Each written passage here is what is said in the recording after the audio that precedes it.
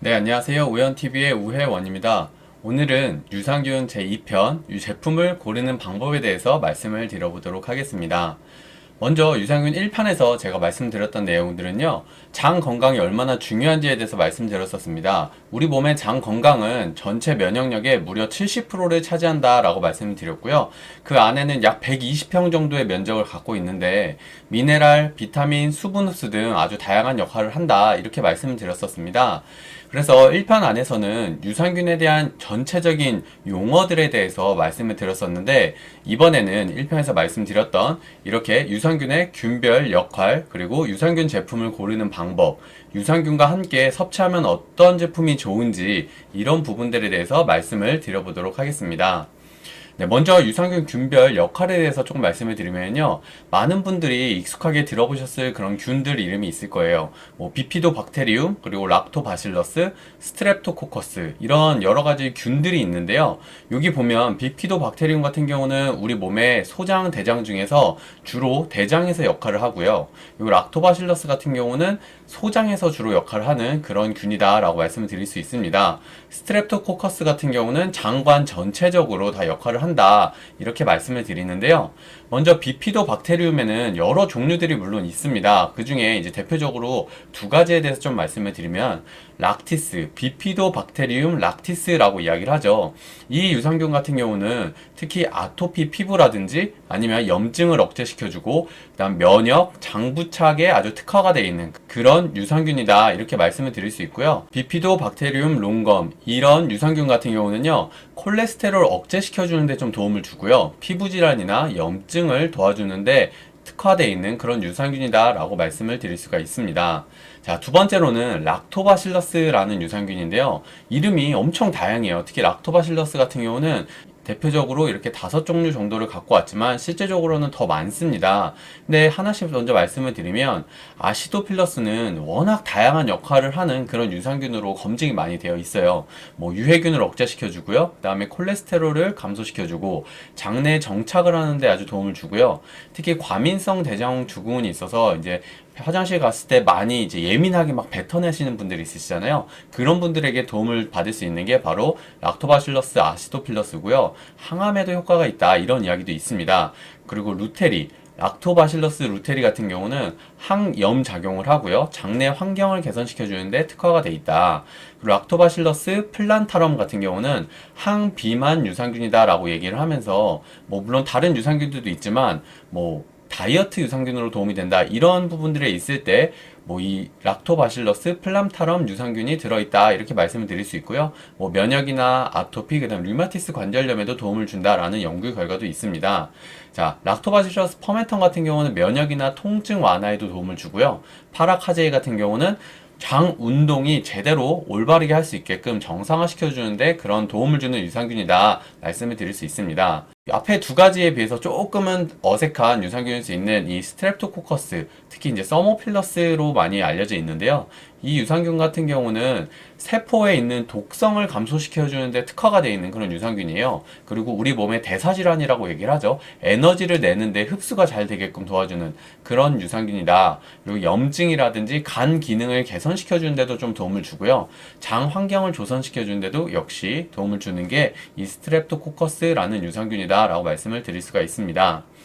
자, 유산균의 핵심은 무엇일까요? 여기 보시면 프로바이오틱스가 1세대 그리고 프로바이오틱스의 먹이라고 하는 식이섬유라고 얘기하는 프리바이오틱스가 2세대, 신바이오틱스 그리고 포스트바이오틱스 이런 식으로 4세대 유산균을 먹어야 된다 이렇게 많이 이야기를 하잖아요. 이게 바로 유산균의 변천사다라고 이야기하는데 왜 유산균들이 점점 변천사가 되고 새로운 것들이 개발이 돼서 나오고 그 이유가 뭘까요?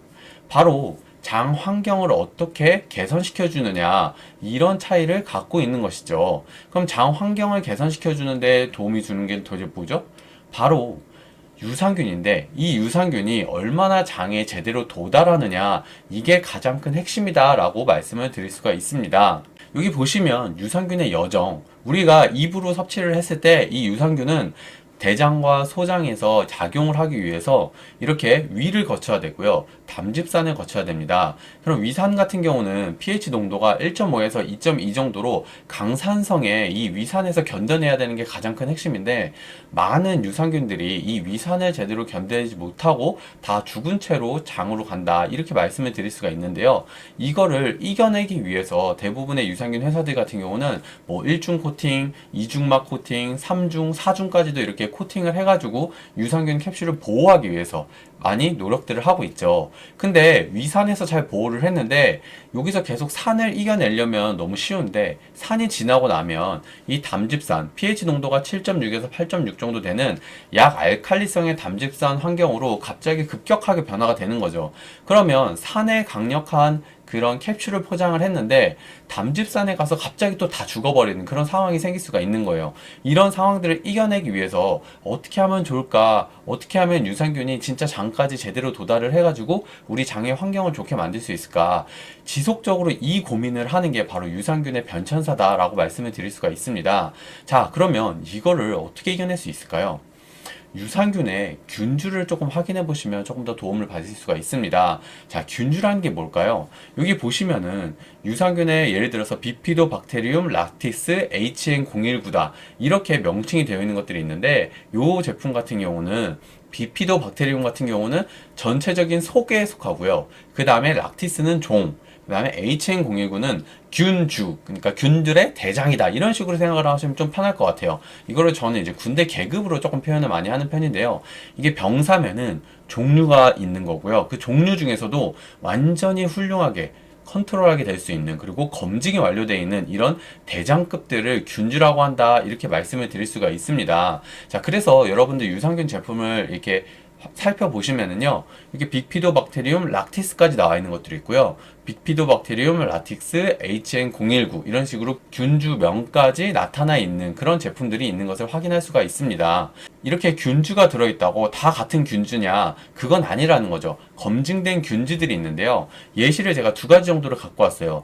빅피도박테리움 락티스 HN019 같은 경우는요, 장 도달률이 80에서 90% 정도가 된다라고 연구 결과가 나와 있습니다. 그리고 옆에 있는 락토바실러스 아시도필러스에서 NCFM이라고 명칭을 갖고 있는 균주 같은 경우도요, 장 도달률이 80% 이상이 된다라는 연구 결과를 아예 가지고 있습니다. 근데 이 두 균주 같은 경우는 가장 큰 특징이 뭐냐면요, 제가 아까 말씀드렸던 균주를 살려가기 위해서 또는 유산균을 살리기 위해서 1중, 2중 이렇게 코팅을 한다라고 말씀드렸잖아요. 여기 있는 균주들은요, 코팅을 하지 않아도 장까지 도달률이 무려 80%, 90% 또는 80%가 될 수 있는 이런 엄청나게 튼튼한 균의 대장들이다 라고 말씀을 드릴 수가 있습니다. 자, 그래서 코팅 없이도 생존 가능한 균주, 그리고 얼마나 도달하는지에 관련된 연구 결과까지 나와 있는 이런 균주들이 들어있는 유산균을 선택을 하시면 여러분들의 장 건강을 건강하게 만드는데, 환경 조성을 올바르게 하는데 도움을 받을 수가 있다, 이렇게 말씀을 드릴 수가 있다는 거죠. 자, 그리고 두 번째로 봐야 되는 거는요, 투입 균수가 아니고요, 보장 균수를 봐야 됩니다. 여러 제품들이나 마케팅으로 이런 이야기들 많이 해요. 저희는 300억 마리를 투입했습니다. 500억 마리를 투입했습니다. 무려 200억 마리를 투입했습니다. 이런 식으로 이야기 많이 하거든요. 근데 200억 마리를 투입했고 뭐 300억 마리를 투입을 했다고 우리가 그 균을 제대로 다 섭취하는 건 아니다. 이것을 꼭 확인을 하셔야 됩니다. 영양기능 정보란을 꼭 확인하셔야 되는데, 이 안에 들어있는 균이, 여기에 적혀있는 균이 진짜 올바르게 된 보장 균수다라고 말씀을 드릴 수가 있다는 거죠. 자, 그리고 두 번째로는요, 뒤에 보장균을 적는데요, 그 보장균에 숫자가 적혀있는 걸 꼭 확인을 하시고요. 그 숫자가 적혀있을 때 균의 맨 끝에 나와 있는 균주명까지 적혀있는지 안 적혀있는지도 확인을 해보시는 걸 좋습니다. 물론 균지를 적느냐 안 적느냐는요, 선택이에요. 아직까지 의무사항은 아닌데요, 제 그냥 개인적인 의견으로는 균주명까지 정확하게 적는다라는 말은 안 적은 것보다는 조금 자신이 있기 때문에 적어놓은 게 아닐까? 이런 부분들을 조금 생각을 해보시면, 저라면 그래도 소비자로서 그냥 선택을 할 때, 내가 잘 모르는데 어떤 제품을 선택하지? 라고 고민을 할 때 올바르게 균주명까지 적혀있고, 또 이왕이면 균의 개수까지 정확하게 적혀있는 그런 제품을 선택하시는 것을 좀 추천해 드리고 싶습니다. 자, 세 번째는 유산균의 배합에 관련된 내용인데요. 뭐 이렇게 보면 뭐 17종 유산균, 뭐 15종, 23종 막 이런 식으로 엄청나게 다양한 유산균을 한 포에 넣었다. 이런 식으로 마케팅하는 곳들이 정말 많이 있습니다.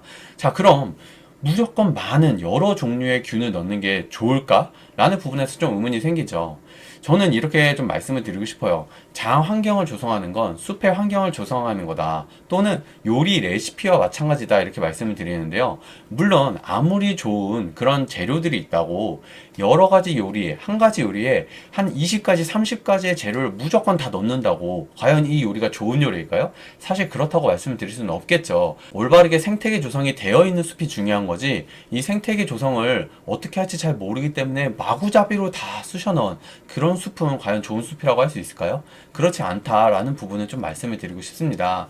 그래서 어떤 종류보다는 어떤 목적으로 배합이 제대로 되어 있는지를 조금 확인을 하시는 게 좋습니다. 어떤 유산균 같은 경우는 우리 장의 환경을 개선시켜 주는데 아주 핵심인 그런 유산균들이 있기도 하고요. 아니면 면역력을 조금 중점적으로 만들어진 유산균들도 있거든요. 근데 그 유산균에서도 아까 말씀드렸던 균주가 올바르게 다 배합이 되어 있는지 이런 부분들을 조금 확인을 해서 섭취하시는 것을 추천합니다. 물론 한 가지 유산균만 다 들어있다, 아니면 뭐 20종이 들어있으니까 무조건 나쁘다, 이런 말씀을 드릴 수는 없지만 뭐 20종이 들어있으려면 그만큼 다른 균들이 양이 적어질 수도 있다, 이런 부분들도 좀 생각을 해볼 수가 있겠죠. 그래서 그런 부분들 확인을 하셔서 섭취하시는 걸 추천을 드리고요.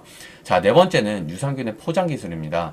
여러분들 유산균 같은 경우는 습도에 아주 약하다라고 말씀을 드릴 수가 있어요. 그래서 코팅을 하기보다는 유산균 자체를 포장하는 포장지에 어떤 기술이 들어있는가 이런 것들을 좀 확인하시면 좋아요.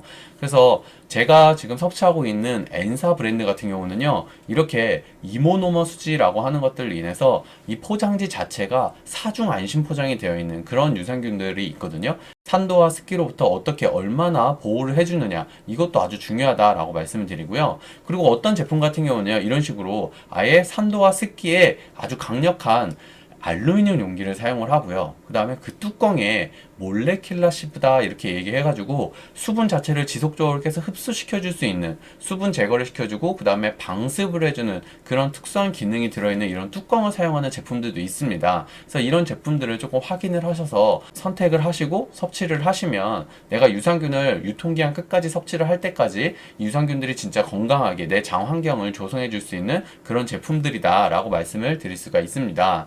자, 그래서 오늘 말씀드린 이 유산균들을 선택을 하고 유산균 외에 어떤 제품을 같이 섭취하시면 좋을까요? 제일 첫 번째는 유산균에 물론 프리바이오틱스라고 합쳐져 있는, 식이섬유가 합쳐져 있는 신바이오틱스가 있지만 그것 뿐만이 아니고 추가적으로 프리바이오틱스, 식이섬유들을 좀 추가적으로 섭취를 해주시면 우리 장 환경을 개선시켜 주는데 훨씬 더 많은 도움을 받을 수 있기 때문에 첫 번째는 프리바이오틱스, 식이섬유 제품을 따로 추가로 더 섭취해 주는 것을 추천을 드리고요. 자, 두 번째는 단백질입니다. 제가 처음에 말씀드렸다시피 단백질은 역시 식물성 단백질을 좀 더 섭취하시는 걸 추천을 드리고요. 특히 식물성 단백질 중에서도 아미노산 스코어가 100점짜리 식품이 있습니다. 그 식품을 섭취를 해주시면 우리 몸의 면역력뿐만이 아니고 모든 세포 건강에도 도움을 주기 때문에 단백질을 같이 섭취해 주시는 걸 추천해 드리고요. 세 번째는 비타민 C입니다. 비타민 C 같은 경우는 우리 몸의 면역력의 핵심 비타민 중에 하나죠. 그렇기 때문에 우리 유산균을 섭취를 할 때 비타민 C를 같이 섭취해 주시면 염증 개선이라든지 아니면 우리 몸의 면역력에도 분명히 도움을 더 줄 수 있기 때문에 비타민 C와 함께 섭취를 하시면 도움을 받을 수가 있습니다. 네, 오늘 제가 준비한 내용은 여기까지고요.